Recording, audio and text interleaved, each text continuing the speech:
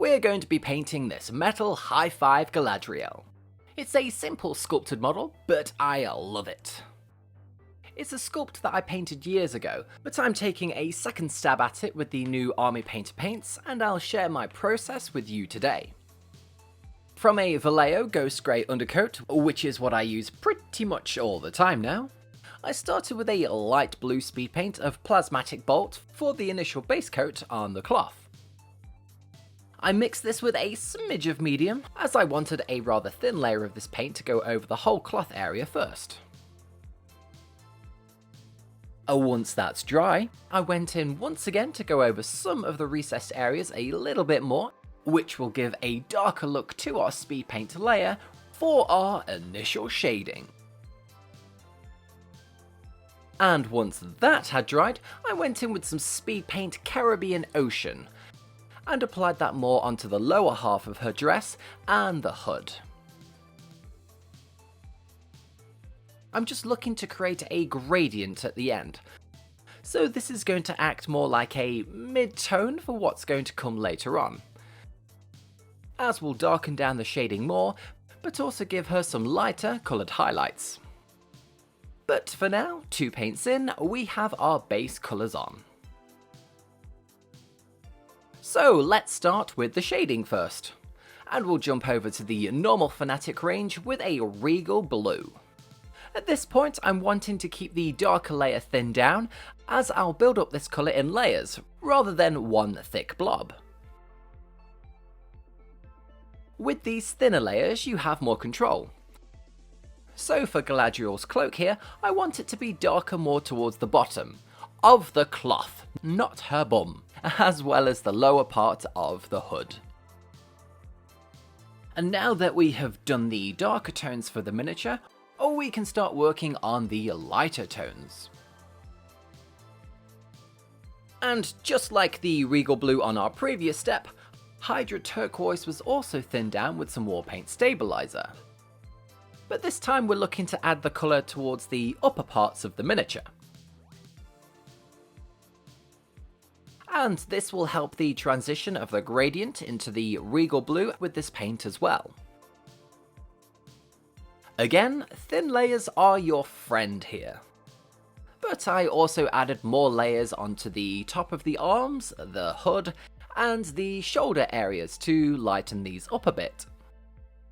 For the more prominent folds on the cloth, like here on her side, a thick highlight was added to start bringing them out. And we'll add some further highlights in a moment.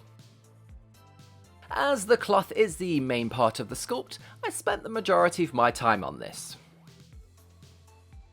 And being a magical woodland witch, she's going to be one of my main characters for a future elven army.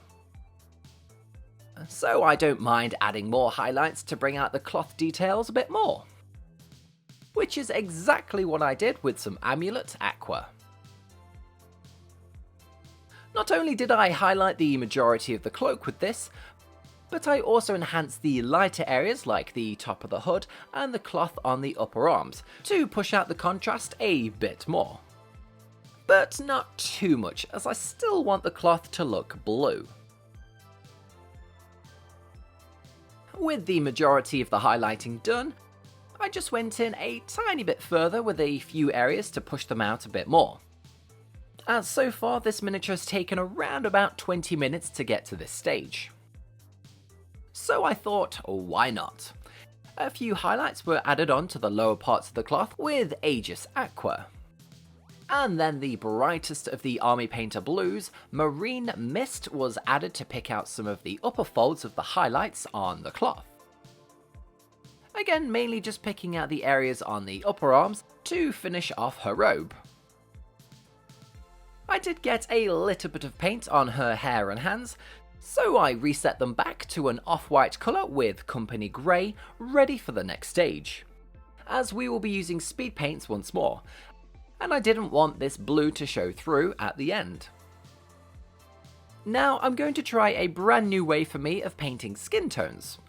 I'm going to try a dark red tone wash first, followed by a peachy flesh speed paint. Will this work? No idea. I've never tried it, but it's nice to experiment. and it's nice to have a variety of methods to paint things whilst working on your minis. The idea here is to have that red wash keep some of those dark red tones underneath the thin layer of peachy flesh that we will paint on. And as a quick way of painting flesh for standard troops, I think this would be more than good enough, especially if you are on a tight deadline. However, my wonderful Lady of the Wood is hopefully going to stay on the battlefield a bit longer than my standard troops, so I'll spend a bit more time and add more colour to her. After picking out her eyes, I added a thin layer of tourmaline skin to her face, mainly on the nose, forehead and cheeks areas, just to brighten up these a bit more, as well as the high five hand by picking out her dainty little fingers. Because there's not too much going on in terms of the sculpt itself, I went with a red bottom lip, which was then highlighted with our tourmaline skin, and this added just a bit of extra quick detail to look at. The last bit for the skin was another highlight, but only a small amount here, just to help bring out the shape of the sculpt. I'm looking here at the nose, the chin, and just a tiny bit on the upper parts of her cheeks. And of course the high five hand, as this is a prominent feature on this simple sculpt.